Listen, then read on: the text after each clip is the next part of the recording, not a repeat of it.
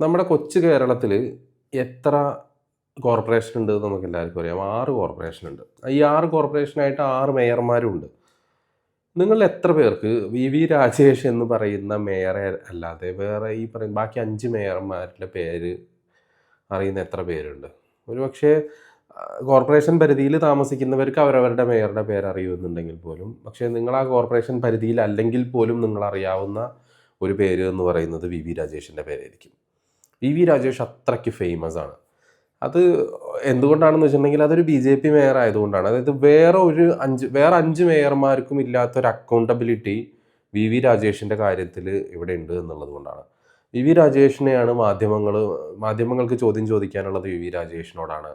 അതല്ലെങ്കിൽ വി രാജേഷ് ചെയ്യുന്ന കാര്യങ്ങളിലാണ് ഒരു അക്കൗണ്ടബിലിറ്റി വേണമെന്ന് പറയുന്നത്.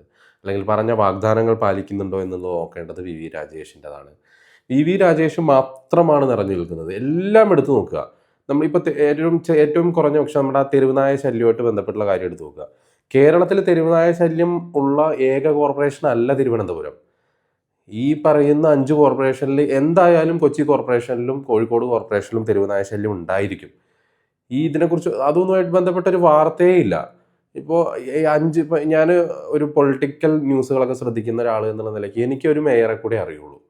ആ മേയറുടെ പേര് എന്ന് പറയുന്നത് കൊച്ചി മേയറുടെയാണ്. അത് മിനി എന്ന് പറയുന്ന മേയർ. ആ പുള്ളിക്കാരിയുടെ പേര് അറിയുന്നതിൻ്റെ കാരണം എന്ന് പറയുന്നത് ഈ മേയർ തെരഞ്ഞെടുപ്പുമായിട്ട് ബന്ധപ്പെട്ട്, അതായത് ഇലക്ഷന് ശേഷം പാർട്ടി മേയറെ തെരഞ്ഞെടുക്കുന്നതുമായിട്ട് ബന്ധപ്പെട്ട് ചില ജാതി സമവാക്യങ്ങളുമായിട്ട് ബന്ധപ്പെട്ടും അവരെ സഭ സഹായിച്ചു എന്നുള്ളതുമായിട്ട് ബന്ധപ്പെട്ട് കുറച്ച് സ്റ്റേറ്റ്മെൻ്റ് ഒക്കെ വന്ന് അങ്ങനെ കുറച്ച് കോൺട്രവേഴ്ഷ്യൽ സാധനങ്ങൾ വന്നത് കൊണ്ട് അവരുടെ പേര് എനിക്ക് ഓർമ്മയുണ്ട്, അത് കേട്ടിട്ടുണ്ട് എന്നുള്ളത് കൊണ്ട് കൊച്ചി മേയർ ഒരു മിനി എന്ന് പേരുള്ള ആളാണെന്നുള്ളത് അറിയാം.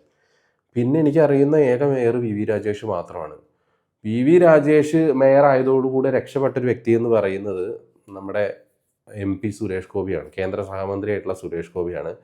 കാരണം 19 MP-മാരെ കുറിച്ചും യാതൊരു വിവരവുമില്ല. ആകെ നമുക്കറിയാവുന്ന 20 MP-മാരിൽ ഒരേ ഒരു MP-യെ കുറിച്ച് അറിയുള്ളായിരുന്നു. ഒരേ ഒരു MP മാത്രമാണ് അക്കൗണ്ടബിൾ. ഒരേ ഒരു MP മാത്രമായിരുന്നു എല്ലാത്തിനും ആൻസറും കൊടുക്കേണ്ടിയിരുന്നത്. നിർഭാഗ്യവശാൽ സുരേഷ് ഗോപി ഒരു രാഷ്ട്രീയക്കാരനല്ലാത്തത് കൊണ്ടും, അതല്ലെങ്കിൽ ഈ പറയുന്ന നമ്മുടെ ഈ ഒരു പൊളിറ്റിക്സ് എന്ന് പറയുന്ന ഒരു പ്രത്യേകത, അത് ഒരു വഴക്കം ചെന്നവർക്ക് മാത്രം വഴങ്ങിക്കൊടുക്കുന്നൊരു സാധനമാണ്. അപ്പോൾ തഴക്കം ചെന്നവർക്ക് മാത്രം വഴങ്ങിക്കൊടുക്കുന്നൊരു സാധനമാണ്. അത്തരം ഒരു സാഹചര്യത്തിൽ സുരേഷ് ഗോപി സത്യം പറഞ്ഞിട്ടുണ്ടെങ്കിൽ ഫെയിലായിപ്പോയി. കാരണം സുരേഷ് ഗോപിയുടെ പുറകെ മാധ്യമങ്ങളും നിരന്തരം സുരേഷ് ഗോപിയുടെ പുറകെ, അതല്ലെങ്കിൽ മറ്റ് എതിർ പാർട്ടികളാണെന്നുണ്ടെങ്കിലും പ്രതിപക്ഷമാണെന്നുണ്ടെങ്കിലും സുരേഷ് ഗോപിയെ ടാർഗറ്റ് ചെയ്യുന്നൊരു സാഹചര്യം ഇത്തരത്തിൽ വന്നതോടുകൂടെ സുരേഷ് ഗോപി എന്ന് പറയുന്ന നോർമൽ പേഴ്സൺ, അതല്ലെങ്കിൽ ഒരു സെലിബ്രിറ്റി സിനിമാ നടൻ എന്നുള്ള നിലയ്ക്ക് സുരേഷ് ഗോപി ഈ മലയാള മാധ്യമ പ്രവർത്തകരെ കൈകാര്യം ചെയ്യുന്നതിൽ ഫെയിലായി.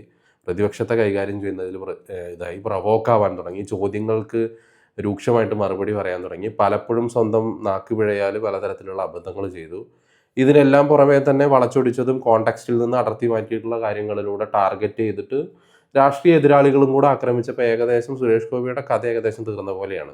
എനിക്ക് തോന്നുന്നില്ല സുരേഷ് ഗോപി വീണ്ടും തൃശ്ശൂരിൽ 2029 ഒരു മത്സരത്തിന് ഇറങ്ങുമെന്നുള്ളത്. സോ അത്തരത്തിലേക്ക് എന്തായാലും സുരേഷ് ഗോപിയെ സൈഡാക്കി. എന്തായാലും വി രാജേഷിൻ്റെ കാര്യത്തിൽ വി രാജേഷ് വന്നതോടുകൂടെ സുരേഷ് ഗോപിക്ക് കുറച്ച് സമാധാനമുണ്ട്. സുരേഷ് ഗോപി ഇപ്പോൾ ജീവിച്ചിരിപ്പുണ്ടോ ഇല്ലേ എന്നുള്ളത് പോലും ഇവിടുത്തെ മാധ്യമപ്രവർത്തകർക്കൊന്നും കാര്യമായിട്ട് അറിയേണ്ടതില്ല എന്നുള്ളതാണ്. ഒട്ടും വാർത്ത കിട്ടാതിരിക്കുമ്പോൾ മാത്രമാണ് ഇവരൊക്കെ സുരേഷ് ഗോപിയുടെ അടുത്തേക്ക് പോകുന്നത്. സ്ഥിരമായിട്ട് എനിക്ക് തോന്നുന്നു കേരളത്തിലെ മുഖ്യധാരാ മാധ്യമങ്ങളൊക്കെ തന്നെയും അവരുടെ പ്രധാന മാധ്യമ പ്രവർത്തകരും ക്യാമറാമാനും യൂണിറ്റും ഒബിമാനൊക്കെ തന്നെയും കിടക്കുന്നത് തിരുവനന്തപുരം കോർപ്പറേഷൻ പരിധിയിലാണോ എന്ന് സംശയം തോന്നിപ്പോകും. കാരണം അവിടെ മാത്രമേ പ്രശ്നങ്ങളുള്ളൂ. ആമയിഴഞ്ചാൻ തോടും അതല്ലെങ്കിൽ അതുമായിട്ട് ബന്ധപ്പെട്ട മാലിന്യ പ്രശ്നങ്ങൾ. ആമയിഴഞ്ചാൻ തോട് ഒരു പക്ഷേ തിരുവനന്തപുരം കോർപ്പറേഷൻ പരിധിയിൽ മാത്രമേ ഉണ്ടാവുള്ളായിരിക്കും. പക്ഷേ മാലിന്യ പ്രശ്നങ്ങൾ എന്ന് പറയുന്നത് കൊച്ചിയൊന്നും ഇവർ കാണാത്തതൊന്നുമല്ല. കൊച്ചിയിൽ ഈ പറയുന്ന മിനി മേയർക്കും ഇടയ്ക്കൊക്കെ ഒരു പണി കൊടുക്കുന്നത് നല്ലതാണ് എന്നുള്ളത് നമ്മുടെ മാധ്യമപ്രവർത്തകരായിട്ടുള്ള ആളുകൾ ആലോചിക്കണം. കാരണം കൊച്ചിയും ഈ പറയുന്ന മാലിന്യ പ്രശ്നങ്ങളിൽ അല്ലെങ്കിൽ മാലിന്യ കൂമ്പാരങ്ങളാൽ ബുദ്ധിമുട്ടുന്നത് തന്നെയാണ്. അത് ഈ കൊച്ചിയുടെ ഓരോ ഔട്ട്സ്കേർട്സ് എടുത്ത് നോക്കിയിട്ടുണ്ടെങ്കിലും മനസ്സിലാവുകയും ചെയ്യും. മര്യാദയ്ക്ക് വേസ്റ്റ് എടുക്കുന്നില്ല, വേസ്റ്റ് മാനേജ്മെൻറ്റ് പ്രോപ്പറായിട്ട് നടക്കുന്നില്ല എന്നുള്ളതൊക്കെയാണ് റിയാലിറ്റി. പക്ഷേ അവരെല്ലാവരും തന്നെയും തിരുവനന്തപുരത്ത് തിരക്കിലായതിനാൽ ഈ പറയുന്ന കൊച്ചിയെ ഒന്നും പരിഗണിക്കാൻ, അല്ലെങ്കിൽ കൊച്ചി മേയറെ ഒന്ന് പരിഗണിക്കാനോ കൊച്ചി മേയറെ ഒന്ന് അക്കൗണ്ടബിൾ ആക്കാൻ വേണ്ടിയിട്ടോ ഇവരെ കൊണ്ട് ആരെ കൊണ്ടും സാധിച്ചിട്ടില്ല എന്നുള്ളത് തന്നെയാണ്. ഇപ്പോൾ എന്താണെന്ന് വെച്ചിട്ടുണ്ടെങ്കിൽ മാധ്യമപ്രവർത്തകർ ഇങ്ങനെയൊക്കെ ചെയ്യുമ്പോൾ അതിൽ നിന്ന് മനസ്സിലാവുന്ന ഒരു കാര്യം എന്താണെന്ന് വെച്ചിട്ടുണ്ടെങ്കിൽ 6ൽ 5 മേയർമാർ നിർഗുണന്മാരാണെന്നും പ്രത്യേകിച്ച് പുറകെ നടന്നുകൊണ്ട് കാര്യമില്ല എന്നും മാധ്യമപ്രവർത്തകരുടെ വിമർശനത്തിനോ ചോദ്യം ചെയ്യലുകൾക്കോ അതല്ലെങ്കിൽ ഈ പറയുന്ന അക്കൗണ്ടബിൾ ആക്കാൻ ശ്രമിക്കുന്നിടത്തോ ഇവരെ ഒന്നും കിട്ടില്ല എന്നുള്ളതും ഈ ഒരു ഇതിങ്ങനെയൊക്കെ തന്നെ പോകുമോ എന്നുള്ള ഒരു നിരാശയുടെ പുറത്തായിരിക്കണം ഈ പറയുന്ന ആളുകൾ ഇവരൊക്കെ എഴുതി തള്ളിവിട്ടിരിക്കുന്നത്. പിന്നെ മനസ്സിലാക്കേണ്ട ഒരു കാര്യം എന്താണെന്ന് വെച്ചിട്ടുണ്ടെങ്കിൽ രാജേഷിനെ സുരേഷ് ഗോപിയെ കിട്ടിയ പോലെ കിട്ടില്ല. സുരേഷ് ഗോപിക്ക് രാഷ്ട്രീയത്തിൽ പരിചയമില്ലാതിരുന്നു എന്നുള്ളത് കൊണ്ട് തന്നെ മലയാള മാധ്യമ പ്രവർത്തകർക്കും ഈ എതിർ പാർട്ടിക്കാർക്കൊക്കെ തന്നെയും ടാർഗറ്റ് ചെയ്ത് ആക്രമിക്കാൻ വേണ്ടിയിട്ട് സുരേഷ് ഗോപിയെ കിട്ടി. രാജേഷിന് അതിന് കിട്ടില്ല. അതിൻ്റെ ഏറ്റവും മികച്ച ഉദാഹരണമായിരുന്നു ഈ KSRTCയുടെ സർവീസുമായിട്ട് ബന്ധപ്പെട്ട് നടന്നിട്ടുള്ള തർക്കവും ഇപ്പം അതിൻ്റെ എൻഡ് റിസൾട്ടും. അതായത് തർക്കം എന്തിനു വേണ്ടിയായിരുന്നു? ആ തർക്കത്തിൽ രാജേഷ് വിജയിച്ചു. രാജേഷ് പറഞ്ഞതുപോലെ അല്ലെങ്കിൽ കൗൺസിലർമാർ 20 പേരെ ആവശ്യപ്പെട്ടതുപോലെ അവരുടെ 20 സ്പോട്ടുകളിലേക്ക് KSRTCക്ക് വേണ്ടിയിട്ട് സ്വന്തം പോക്കറ്റിൽ നിന്ന് എടുത്തിട്ടോ അല്ലെങ്കിൽ കേന്ദ്ര സർക്കാരിൻ്റെ സഹായത്തോടും കൂടിയിട്ട് തിരുവനന്തപുരം കോർപ്പറേഷൻ വാങ്ങിയിട്ടുള്ള ബസ്സുകൾ ഈ പറയുന്ന പോക്കറ്റ് റോഡുകളിലൂടെ ഓടിക്കുക എന്നുള്ള തീരുമാനത്തിലേക്ക് KSRTC എത്തി. അതായിരുന്നു കോർപ്പറേഷൻ്റെ ആവശ്യം, അതായിരുന്നു രാജേഷിൻ്റെ ആവശ്യം. അന്ന് തിണ്ണമെടുക്ക് കാണിച്ചിട്ട് മന്ത്രി KB ഗണേഷ് കുമാർ വലിയ വയല് ഡയലോഗ് ഇട്ടു, വേണമെങ്കിൽ ആ വണ്ടി അവിടെ കൊണ്ടിടും, സ്ഥലം കാണിച്ചു തന്നാൽ മതി എന്നുള്ള ഡയലോഗ് ഇട്ടു. ഒന്നും സംഭവിച്ചില്ല. അപ്പോൾ KB ഗണേഷ് കുമാറൊക്കെ മനസ്സിലാക്കേണ്ട ഒരു കാര്യം എന്താണെന്ന് വെച്ചിട്ടുണ്ടെങ്കിൽ ഒരു കരാർ ഉണ്ടെന്നുണ്ടെങ്കിൽ ആ കരാർ അനുസരിച്ച് പോകുക, അതല്ലെങ്കിൽ കരാർ റദ്ദ് ചെയ്തിട്ട് ബാക്കി കാര്യങ്ങളെക്കുറിച്ച് ചിന്തിക്കുക എന്നുള്ളതാണ്. ഈ അണികൾക്ക് സ്റ്റാറ്റസ് ഇടാൻ വേണ്ടിയിട്ട് എന്തെങ്കിലുമൊക്കെ തള്ളി കൊടുത്തിട്ടുണ്ടെങ്കിൽ അത് താങ്ങി അടക്കാൻ കുറച്ച് സമയത്തിന് ആളുണ്ടാവും. പക്ഷെ റിയാലിറ്റിയിൽ പിന്നീട് ഗ്രൗണ്ടിൽ വരുന്ന സമയത്ത് ഇതൊന്നും തന്നെ വർക്കാവില്ല എന്നുള്ളതിൻ്റെ ഉത്തമ ഉദാഹരണം കൂടിയാണ് രാജേഷിൻ്റെ ആ വാദവും ആ വാദത്തിലുണ്ടായിട്ടുള്ള വിജയം എന്ന് പറയുന്നത്. അത് മാത്രമല്ല, നമ്മൾ ഈ പ്രജാ സിനിമയിൽ ലാഹേൽ വക്കച്ചൻ ഒരു സീസൺഡ് പൊളിറ്റീഷ്യൻ എന്നൊക്കെ പറയുന്നത് പോലെയാണ് രാജേഷ് അത്യാവശ്യം ഈ ജയിച്ചിട്ടില്ല, ഭരണപരമായിട്ടുള്ള ഈ പറയുന്ന കസേരകളിൽ ഇരുന്നിട്ടില്ല എന്നുള്ള കുറവ് ഒഴിച്ചിട്ടുണ്ടെങ്കിൽ ഈ പറയുന്ന കക്ഷി രാഷ്ട്രീയത്തിൽ കടന്ന് തഴമ്പുള്ള ഒരു രാഷ്ട്രീയക്കാരൻ തന്നെയാണ് രാജേഷ് എന്നുള്ളത് കൊണ്ട് തന്നെ എന്തായാലും മലയാള മാധ്യമ പ്രവർത്തകരുടെയോ അല്ലെങ്കിൽ എതിർ രാഷ്ട്രീയക്കാരുടെയോ യാതൊരു തരത്തിലുള്ള കുടുക്കുകളിലും രാജേഷ് ചെന്ന് പെടാൻ വേണ്ടി പോണില്ല. ഇത് നേരെ തിരിച്ച് ഇപ്പോൾ ഇവിടുത്തെ ആളുകളൊക്കെ തന്നെയും പ്രധാനമായിട്ട് വാദിച്ചിരുന്നത് നമ്മുടെ ശ്രീലേഖ IPSനെ ഇതാക്കണമെന്നുള്ളതായിരുന്നു. മേയറാക്കിയില്ല എന്നുള്ളതൊക്കെ പറഞ്ഞാൽ ഭയങ്കര കരച്ചിലായിരുന്നു. ഒരുപക്ഷെ ശ്രീലേഖ IPS ആയിരുന്നെങ്കിൽ സുരേഷ് ഗോപിയേക്കാൾ മോശം രീതിയിലേക്ക് ആ ഒരു ഇമേജിനെയൊക്കെ ടാർണിഷ് ചെയ്യുന്ന തരത്തിലേക്ക് കാര്യങ്ങൾ മാറിപ്പോയനെ.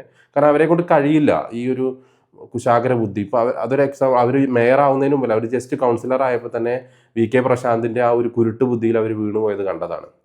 ഒരുപക്ഷെ രാജേഷ് ആയിരുന്നെങ്കിൽ അത്തരം ഒരു സന്ദർഭം ഉണ്ടാവില്ല, അല്ലെങ്കിൽ അത്തരം ഒരു സാഹചര്യം ഉരുത്തിരിഞ്ഞു വരില്ലായിരുന്നു. അപ്പോൾ ഇവിടുത്തെ മലയാള മാധ്യമപ്രവർത്തകർ മനസ്സിലാക്കേണ്ട ഒരു കാര്യം, നിങ്ങൾ ഈ പറയുന്ന 20 MPമാരുണ്ടായിട്ട് സുരേഷ് ഗോപിയുടെ കൂടെ മാത്രം പോകുമ്പോൾ, 6 മേയർമാരുണ്ടായിട്ട് രാജേഷിൻ്റെ കൂടെ മാത്രം പോകുമ്പോൾ ബാക്കിയുള്ളവരെല്ലാം തന്നെ ഒരു നിർഗുണന്മാരാണ്, അതല്ലെങ്കിൽ ഒന്നിനും കൊള്ളാത്തവരാണ് എന്നുള്ളൊരു സാധനം പൊതുജനങ്ങൾക്ക് തന്നെ തോന്നും.